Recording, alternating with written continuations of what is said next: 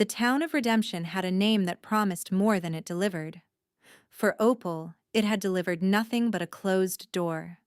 The position of teacher, the one she had crossed half a continent for with a signed letter in her trunk, had been filled 6 months prior.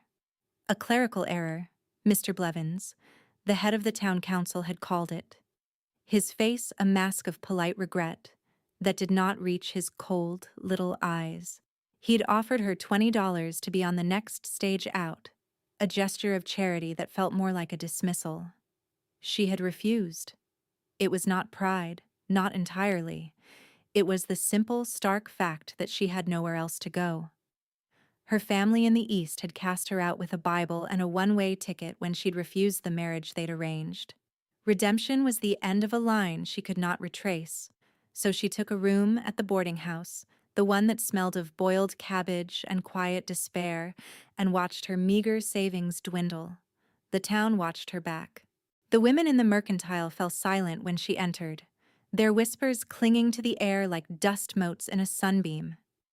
She was an anomaly, a woman alone, and they treated her with the cautious suspicion reserved for stray dogs and coming storms. It was from the grimy window of her second-floor room that she first saw it. As dusk began to bleed purple and orange across the hard-edged mesas to the west, a single point of light appeared. It was miles away, nestled deep in the mouth of a dark canyon, a tiny, impossibly steady star that had fallen to earth. It was not the flicker of a campfire. It was the clear, unwavering glow of a lantern. The first night she assumed it was a traveler, a prospector. But it appeared the second night, and the third, in the exact same place, at the exact same time, just as the last sliver of sun dipped below the horizon. She asked the boarding house owner, a gaunt woman named Maud with worry lines etched deep around her mouth. Maud wiped her hands on her apron and glanced nervously toward the canyon as if Opal had spoken a curse. "That's the Callaway light," she'd said, her voice low. "Been burning every night for, 5 years now. Maybe more." "Who is Callaway?" Opal asked. Maud's expression tightened. "Was the family that owned this whole valley? Once? The big house? The best pastures? All of it. They're gone now. The last of them, young Mr. Callaway, lost his wife out in that canyon. A rock slide. Tragic." She shook her head. "They say he went mad with grief. Vanished. But the light started up a few months after. Some say it's his ghost, lighting a lamp for a woman who can't come home." Opal felt a chill that had nothing to do with the evening air. "A ghost? No one goes out there," Maud said, her tone final. "It's a place of sorrow, and the Callaway land is all but forfeit to the county now anyway. Mr. Blevins says it's a tangle of back taxes and bad memories. Best left alone. Best left alone." The words echoed the sentiment of the entire town. They had built a wall of superstition around the light, a story to keep their curiosity at bay. They preferred a ghost to an unanswered question. But Opal was a teacher. She believed in facts, in things that could be held and examined, and that light was not the work of a ghost. A ghost was a cold thing, a wisp of memory. That light was warm. It was deliberate. It was fuel and wick and a steady hand. It was proof of life. Her money ran out on a Tuesday. Maud gave her the news with genuine regret. Mr. Blevins caught her on the street, renewing his offer of $20 with an air of smug finality. "Time to move on, miss," he'd said. "There's nothing for you here." That night, she stood at her window and watched the light bloom in the distance. It felt like the only welcoming thing in the entire territory. The town had offered her a pittance to disappear. The light offered a question. She made her choice. Before dawn, she packed what little she had, a spare dress, a half-loaf of bread, her water canteen, and the worn copy of Shakespeare her own mother had given her. She left a note for Maud, thanking her for her kindness, and slipped out of the boarding house while the town was still asleep. The air was cold and thin, smelling of dust and sage. She did not look back. She fixed her eyes on the place where the light had been and started walking west. She was the first to walk toward it. The journey was harder than she'd imagined. The flat plains gave way to a broken, rocky landscape that tore at the hem of her skirt and the thin soles of her shoes. The canyon mouth was a stark, shadowed gash in the earth. By midday, her canteen was half empty, and her hope was beginning to fray. The story of the ghost felt more plausible out here, in the profound, listening silence. She found the line shack late in the afternoon, tucked into a curve of the canyon wall, sheltered by a stand of gnarled junipers. It was just as the town's neglect had suggested it would be. The wood was weathered to a silver gray, the roof sagging in the middle. It looked like a place that had been surrendered to the elements years ago. But then she saw it. The decay was a lie, or at least, not the whole truth. A narrow path leading to the door was swept clean of debris. Beside the door, a stack of freshly split pine stood in stark, fragrant contrast to the ancient gray wood of the shack itself.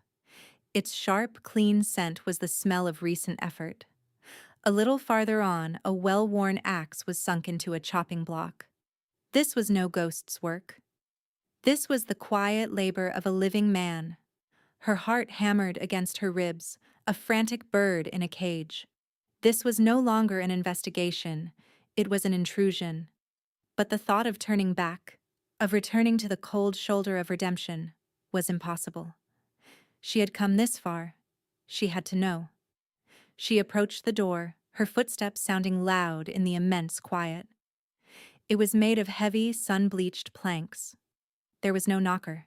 She raised a trembling hand and knocked, the sound absorbed by the old wood. She waited. The silence that answered was absolute. Only the wind whispered through the junipers. She knocked again, louder this time. "Hello? Is anyone there?" Nothing. Doubt, cold and sharp, pierced through her resolve. Perhaps he was gone for the day. Perhaps he had seen her coming and would not answer. Exhaustion washed over her, so profound it made her dizzy. She leaned her forehead against the rough wood of the door, her quest ending not with an answer, but with a silent, impassable barrier. She had been a fool. Just as she was about to turn away, she heard it. A faint sound from within, the scrape of a chair leg on a wood floor, then the slide of a heavy bar being lifted. The door creaked open a few inches. A man's face appeared in the gap, wreathed in shadow. He was gaunt, with a thick, untrimmed beard that could not hide the sharp lines of his jaw. But it was his eyes that held her. They were a startling, pale gray, and they were filled with a pain so vast and deep it felt like a landscape of its own. He looked at her not with anger, but with a kind of weary, profound shock, as if she were a creature from a world he had long since forgotten. "What do you want?"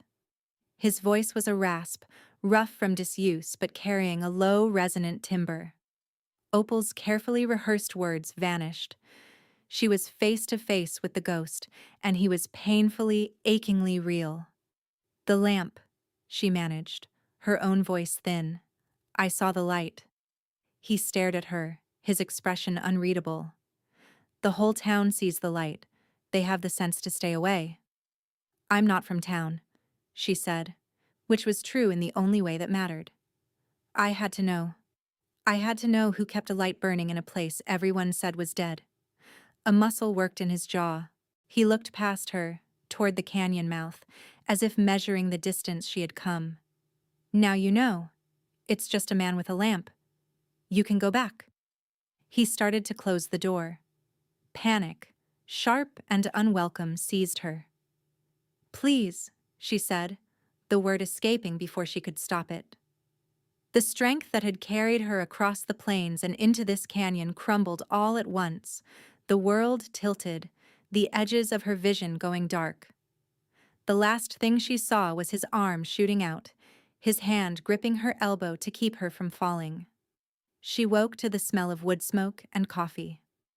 She was lying on a narrow cot, a rough wool blanket tucked around her.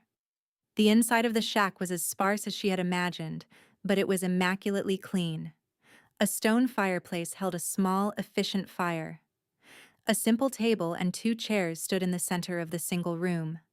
On a shelf, a neat row of books, and on the table, a brass lantern, its glass polished to a flawless shine, its metal gleaming in the firelight. The lamp. He was sitting in one of the chairs, watching her, a tin cup of coffee held in his hands. He had not moved to the other side of the room to give her space. He had stayed close, as if standing guard. "You fainted," he said, his voice still rough but without its earlier edge. He pushed a cup of water toward the edge of the table near the cot. "Drink." She sat up slowly, her head aching. She drank the water, the cool liquid a balm to her dry throat. "Thank you." "You shouldn't have come," he said, but it was a statement of fact, not a rebuke. "This is no place for you." "I didn't have another place to go," she said simply. He looked at her, truly looked at her this time, taking in her worn dress and the exhaustion that she knew was plain on her face. He saw not an intruder, but a refugee. Something shifted in his gaze, a flicker of understanding that breached his wall of solitude. "My name is Opal," she said into the silence. He hesitated for a long moment. "Calloway," he said, the name costing him something. "The town thinks you're a ghost," she said softly. A humorless smile touched his lips. "Sometimes I think they're right." He let her stay. There was no formal agreement, no discussion of terms. He simply did not tell her to leave, and she did not go. A silent pact was forged in the small, clean space of the line shack. She would earn her keep, and he would grant her shelter. The days fell into a quiet rhythm. He was a man of deep routine. He rose before dawn, tended a small garden hidden in a patch of sun, checked his snares, and spent hours chopping wood with a focused, rhythmic intensity that seemed to be the only outlet for some immense, coiled energy inside him. He spoke little, moving with a kind of contained grace that was at odds with his hermit's appearance. Opal, in turn, found her own purpose. She cleaned the shack with a thoroughness it had not known, mended the rips in his worn shirts with small, neat stitches, and learned to cook passable meals on the hearth with their limited supplies. She found a patch of wild herbs and used her knowledge to make a poultice for a nasty gash on his arm he'd been ignoring. He accepted her care with a gruff, surprised silence, his eyes following her hands as she worked. They were 2 solitary planets who had drifted into a shared orbit, circling the quiet gravity of the lamp. Every evening, as the sun began its descent, he would perform his ritual. He would take the lamp from the table, fill it with kerosene, trim the wick with surgical precision, and polish the glass until it was flawless. Then he would carry it to a high, flat rock just outside the shack, a natural pedestal overlooking the canyon. He would light it, the flame catching and growing into a steady golden eye. He would stand there for a long moment, watching it, his shoulders slumped, before turning back to the shack, leaving the light to burn alone in the gathering dark. She never asked him why. She knew the answer was not hers to demand. But watching him, she began to understand. This was not madness. It was devotion. It was a promise being kept in the heart of a wilderness that had forgotten him. One afternoon, while she was sweeping the floor, her broom uncovered a loose floorboard near the hearth. Curiosity, a feeling she had not allowed herself in weeks, got the better of her. She knelt and pried it up. Beneath it, nestled in a small, hollowed-out space, was a small box. It was not locked. Inside, on a bed of faded velvet, were a few objects: a ribbon of blue silk, a smooth gray river stone, and a small, intricately carved wooden bird, its wings half spread as if in mid-flight. She heard his footsteps outside and quickly replaced the box and the board, her heart pounding. She had crossed a line. That evening, the silence between them was heavy. He knew. She did not know how, but he knew she had found his secret. She expected anger, a demand for her to leave. Instead, after he had lit the lamp and returned, he walked to the hearth, lifted the board, and took out the box. He brought it to the table and set it between them. He picked up the small wooden bird, his calloused thumb stroking its smooth surface. "Her name was Alara," he said, his voice thick. "She carved this. She could make anything come alive from a piece of wood."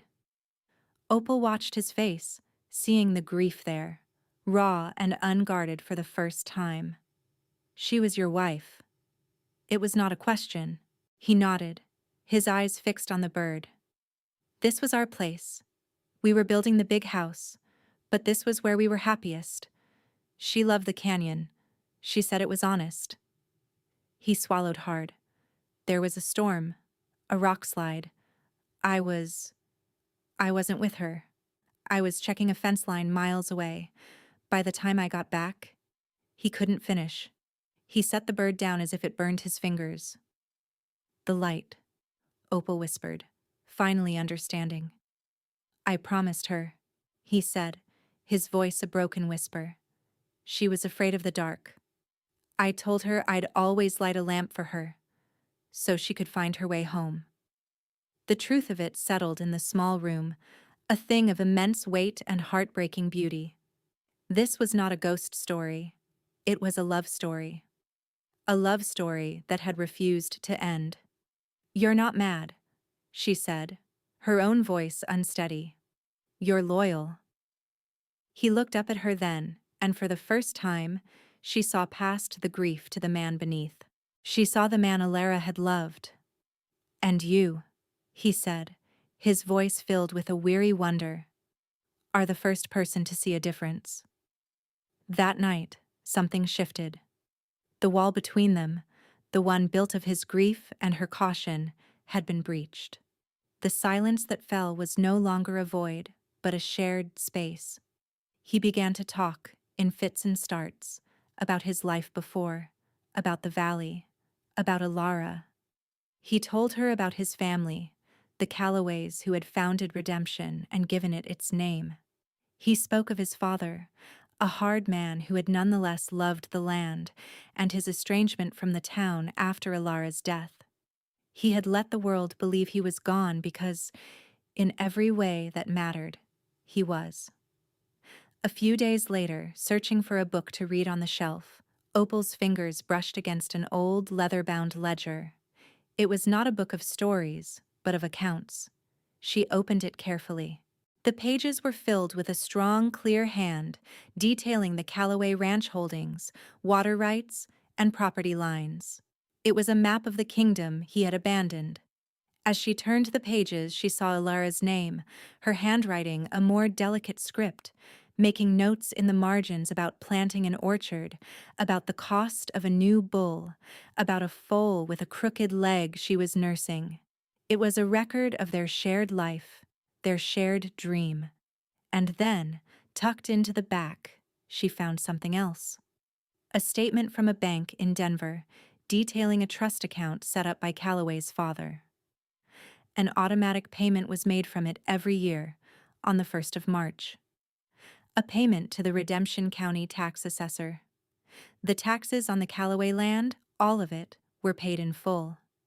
They had been, for the last 20 years. The land was not forfeit. It was not a tangle of bad debts. It was his. All of it. And from the dates, she realized he didn't even know. His father had arranged it before he died, ensuring his grieving son would never lose his inheritance, even if he chose to ignore it. Before she could decide how to tell him, the world intruded.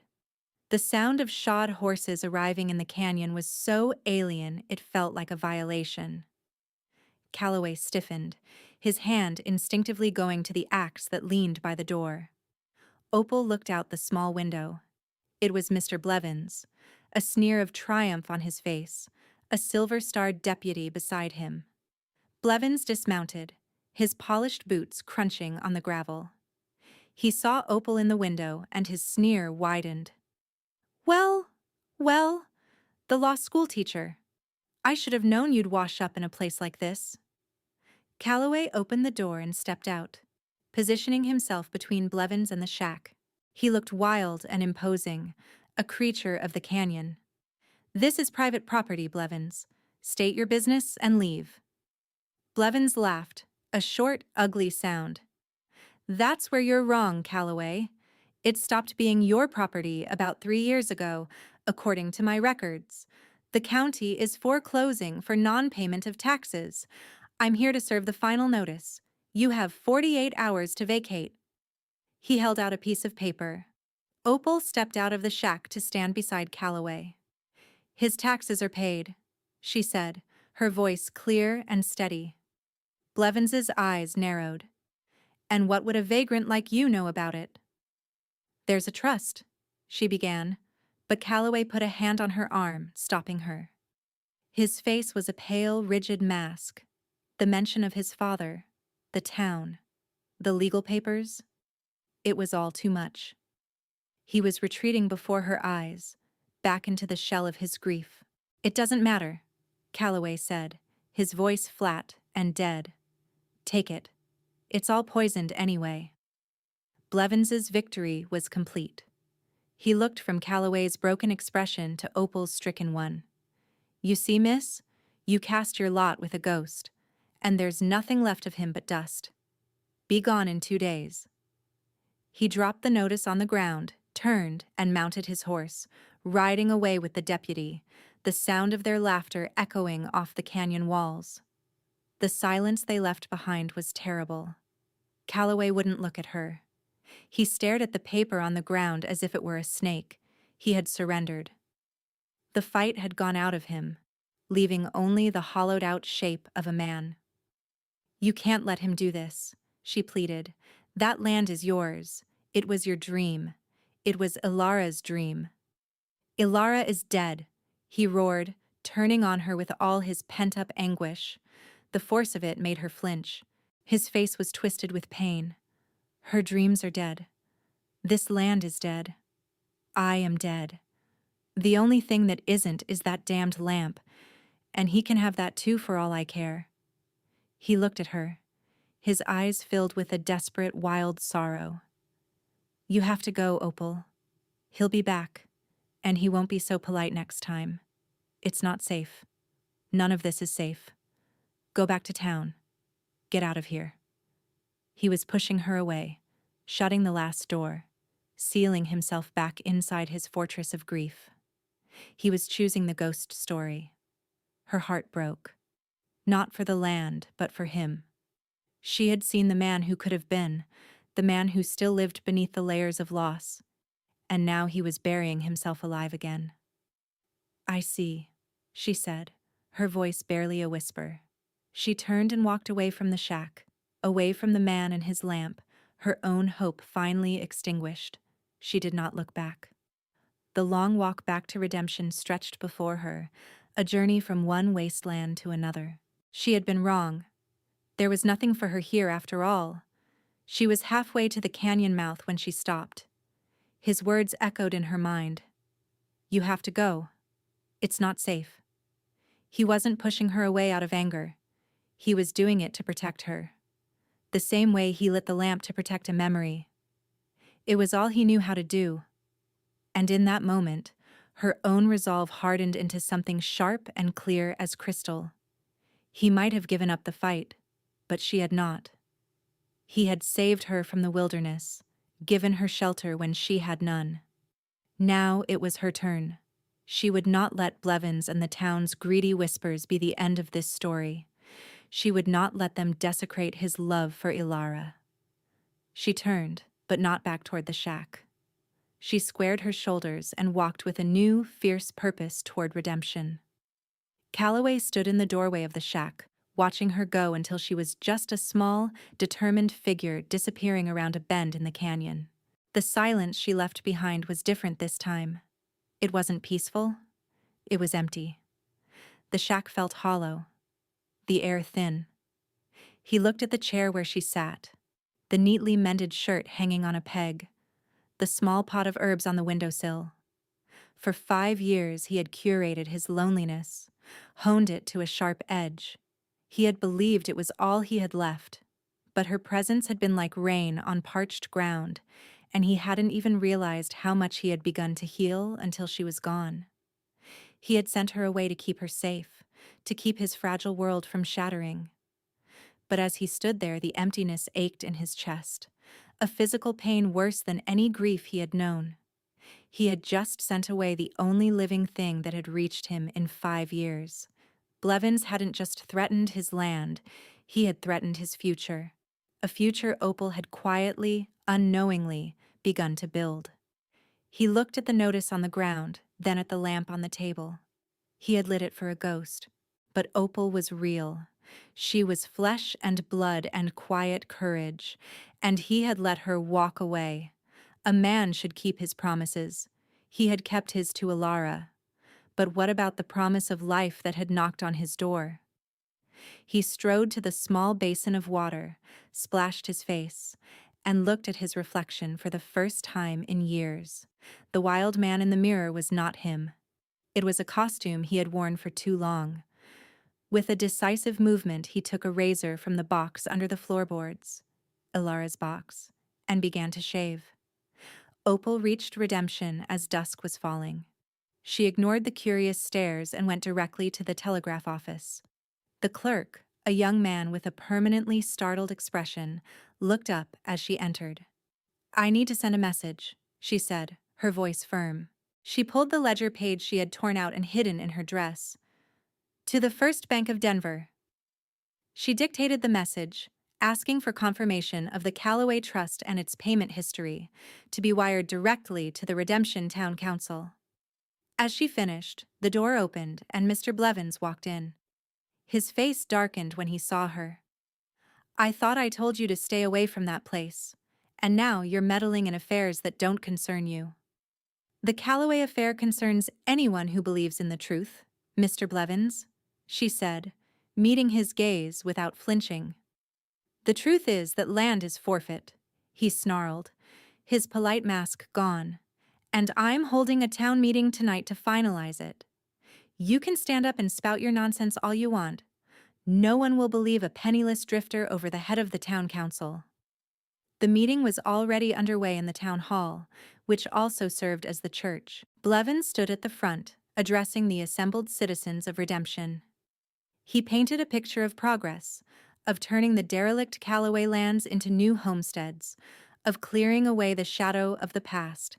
He spoke of Opal as a confused woman, taken in by a madman's ghost story, a nuisance to be pitied and dismissed. The townspeople murmured their agreement.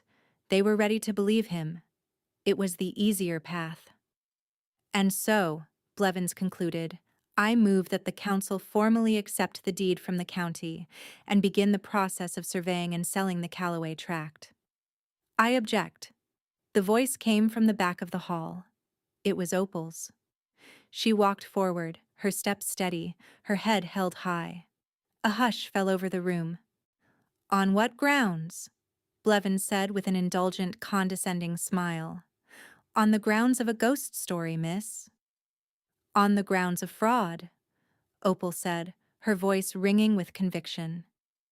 "The taxes on the Callaway property have been paid every year for the last 20 years from a trust established by Arden Callaway Sr. Your claim is based on a lie." A gasp went through the crowd. Blevins's face flushed a dangerous red. "This is an outrageous accusation. You have no proof." "I have a ledger," she said, "and I have a question I sent to the bank in Denver. I expect the answer will prove me right." Blevins laughed, a harsh braying sound. "A ledger? An answer that hasn't come? The town needs more than that. It needs a man to stand for the claim. And the last Callaway is a ghost who hasn't been seen in 5 years. He has abandoned his name and his land. It is ours by right." The heavy doors at the back of the hall swung open. A man stood silhouetted against the night.